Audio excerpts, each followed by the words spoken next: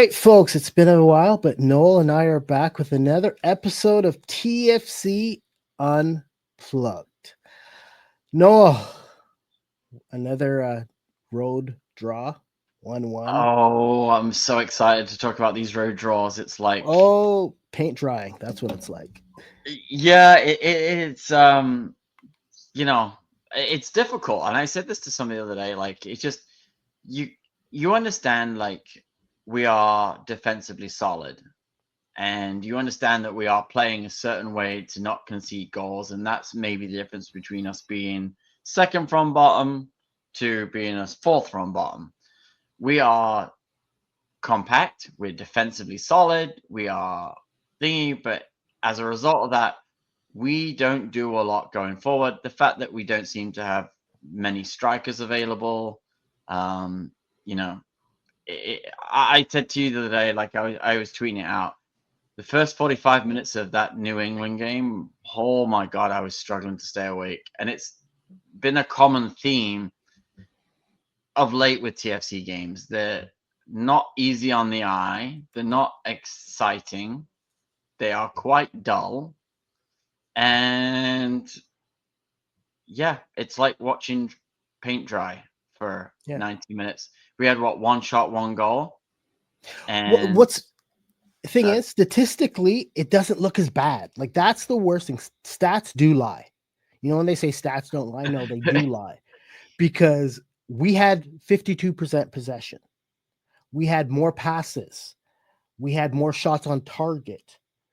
Um, like, I don't know.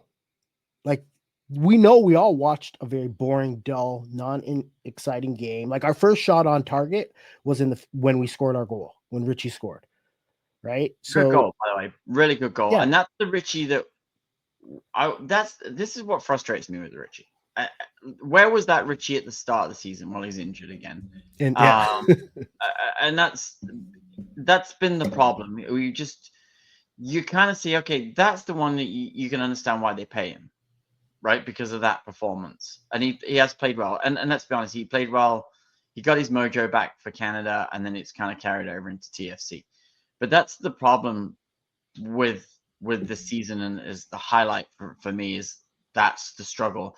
We haven't had enough players stepping up playing at their peak of their powers. We just haven't seen it from this club in a long time, and that's kind of, you don't sit back and look at everybody and go, you know what, that guy's on his game, right? And when you look at the goals, you look at the assists, and you look at all those things, we we don't really play to win.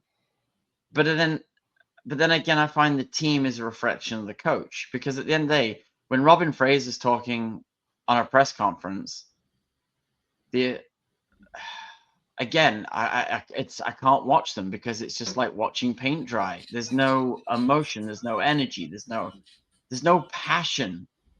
Like it's just like, and we got a draw, and we played well, and we had chances.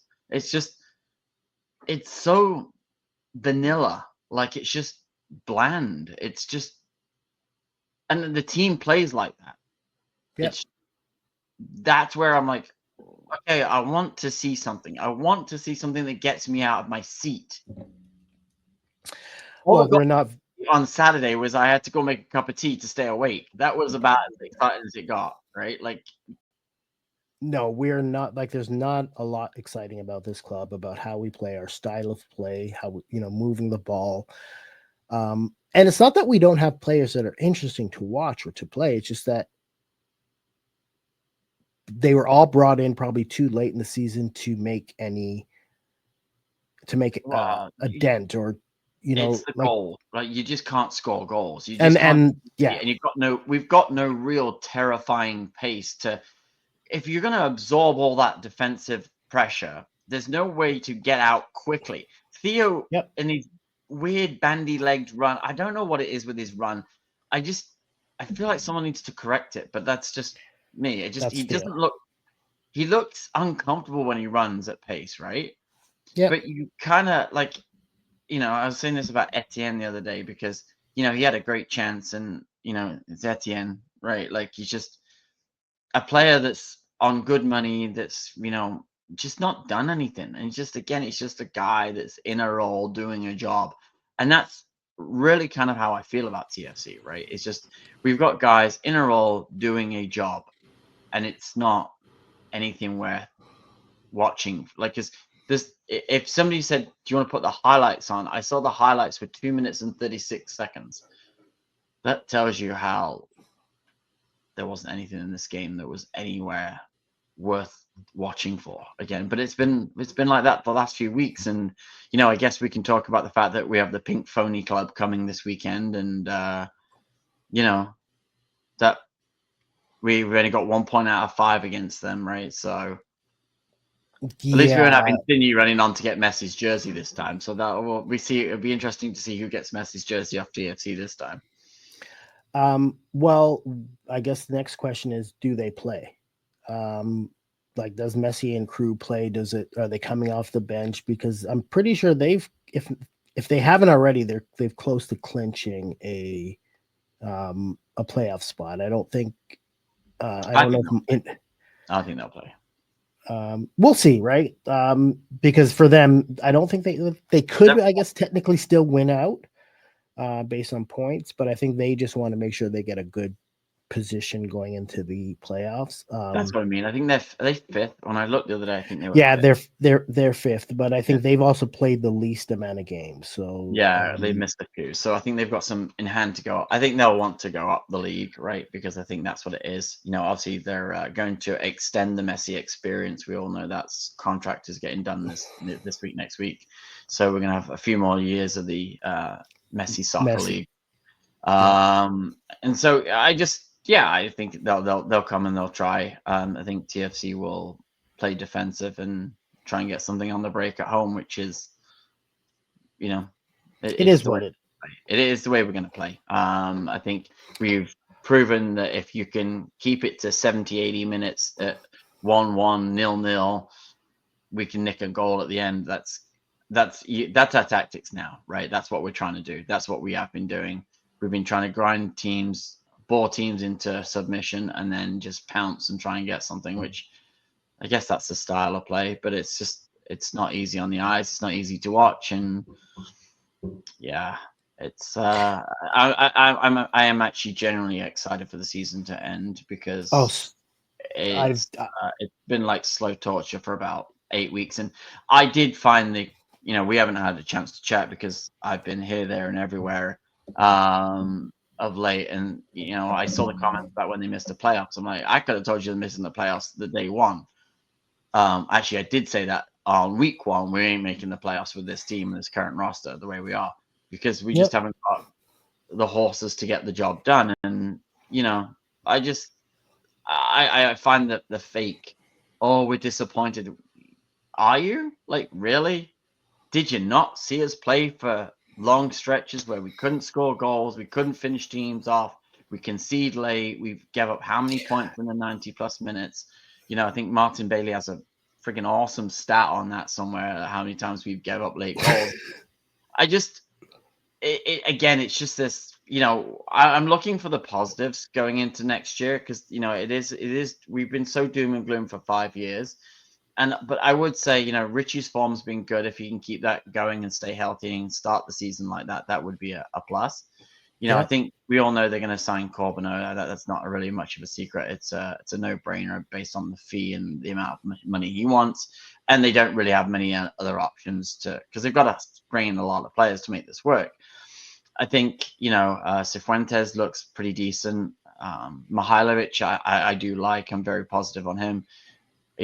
The rest of it is all just, that's their opinion. And, I think there's some opportunities to get some quality players in. They've just got to start with a bit of a bang, and they've got to get some players in the door that's going to make some people get out their seats, because at the end of the day, you can't start next season like with the same run with you need real change to have people believe, right? Like, you bought yourself time with all the changes you've made, especially since the moment we got rid of the Italian project.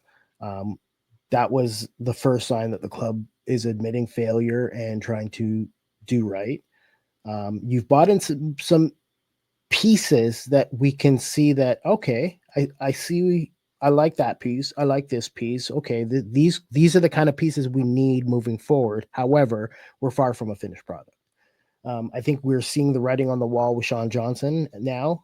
Gavin, I wouldn't be surprised if they go with Gavin for the remainder of the season. And I think we've talked about this at some point. You have to see what this kid brings to the table, because all indications that Sean Johnson probably won't be here next season. So No, I think that's pretty clear when we saw that second game in a row. that's the thing, right? Right. That's yeah, like I personally think this season's been over since we decided to cut ties with the Italians. And I've just been going through the motions ever since. And for me, it's like, let's, talk is cheap, actions speak louder than words. Let's see what this club can do this offseason to really right this ship, right? Toronto FC has been getting a lot of flack, deservedly so, from their fan base, from the media. Some of the flack they've gotten, and I'm going to touch on, I think is just sour grapes from a lot of former, whether it be national team players, former people that have worked with TFC. You and I have discussed the constant attack or hatred towards TFC. Always, anytime somebody can throw the shade on them within the Canadian soccer circles, they do. And last week, there was another article that came out with Alistair Johnson, basically saying, oh, TFC never gave him a chance. They didn't even look at him, yada, yada, yada, whatnot. And I'm kind of sick and tired of that song and dance that everybody. Yeah, you know what? You messaged me about this, and I think, where was it? Was I in Nashville? I can't remember. Like, you messaged me. I went and looked at it, and then I agree with you. And this is what irritates me, because when you're always going to miss in soccer. You're always going to miss players in your academy. You're always going to miss local kids that do that. But I also want to, I saw a Vancouver fan tweeted something. He's like, well, Vancouver's developed more Toronto-based players than Toronto. And I want to say he's absolutely right. He is 100% right, because the difference is Vancouver's budget for the last 10 years has been no budget. So what are you going to do if you have no budget? You're going to scout better than everybody else, because you've got to find the diamonds in the rough to make your team work.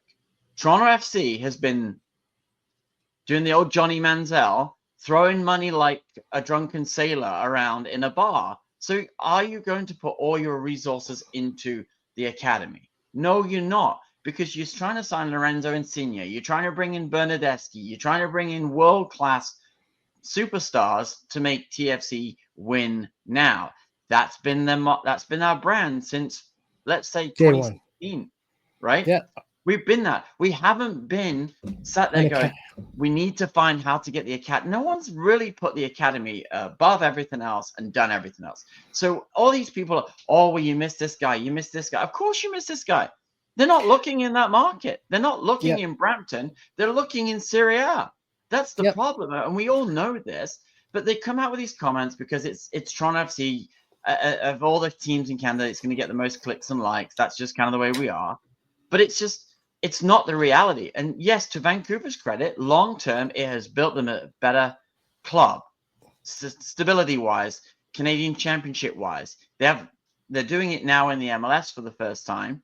But at the end of the day, they haven't invested huge sums of money into their club. So what they've done is they've put it all into their recruitment team. They've got good recruits. They've got good talent scouts.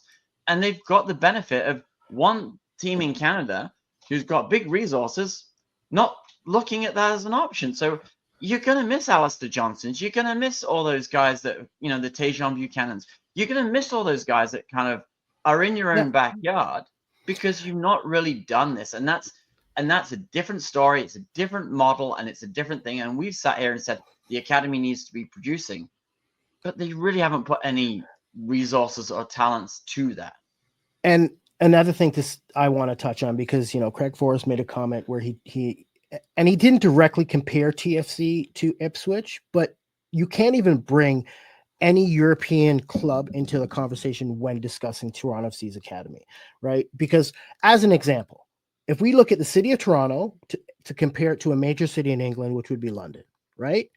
If Yeah. we look at how many professional clubs are in London alone, Yeah. right? We have one in the greater Toronto area. And the amount of talent that's in that pool, they will always miss out. It is literally impossible for them to corner the market on talent in the greater Toronto area without missing players left, right, and center. There's just too many players to choose from. It But is it's literally also, yeah, that and I agree with you on that, because the thing is, you're also looking to fit players into what your system and style of play is, which we haven't had a system or style of play that's been consistent in the last 5 years anyway. So it's just, again, it's like, are they going to pass on an Alistair Johnson? You know, I saw the comment, oh, he's too small. Well, maybe that those things happen, right? Like, players get passed on all the time for various things, right? I think somebody even said that to me. I went to a coaching thing years ago when I was, I think, 12 or 13, and there was scouts there, and they said, "Oh, he's too small." I was too small. Like, that's just, you grow, like, things change, like, it's time, position, and opportunity. Did he eventually have his quality come through and shine through? Yes, it did. And he is where he is because somebody realized that there's a player that's got some ability that fits their system and their style, and he benefited from that. It's not necessarily going to continue to always be that way.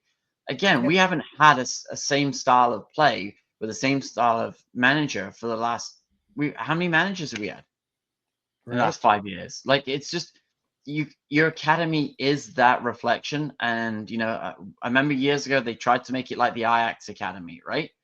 And then that failed miserably. So what we did was we went and just brought superstars. Yeah. So it's just You gonna happen. can and another note, like we could go the route of what Vancouver, Montreal do with, let's try to get some good Canadian talent. But and I'm not trying to be disrespectful, and I know a lot of people will say I am. What has it won them? Yeah, that's fair. Right? Like, great, you've won a Canadian championship, you've won a few of those, but you haven't won a league title, you haven't won a supporter shield. That is what your ultimate goal is as a professional organization, is to win the big trophies. So it is great when you can develop an academy, but more often than not, when you are the team that is developing players out of your academy, you're very more often than not winning trophies. FC Dallas, prime example. They've been known as one of the best academies in MLS for since the inception. Yet, how often do they win? You almost have to make that decision. Do we go focus on developing an academy so we can constantly have players coming up and we can retool and make profit off of them? Or are we going to have a competitive team that can win? Yeah, Right. because It even doesn't always, it doesn't work in at least in MLS. You can't rely on your academy to develop the way you do in Europe. This is really more of the business, a business style versus developing kids from your academy and hopefully having them, right?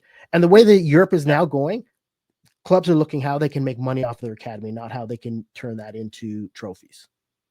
Well, that's the thing, right? And if you look at even in MLS, you've got someone that's young, talented thing. Now the European scouts are all here. They're all looking for him, right? So then they're taking them before they even reach their peak, right? Which again, that should have been a JMR. We should have let him go earlier and just send him off to Arsenal, Liverpool, or wherever, and he might have turned into something better.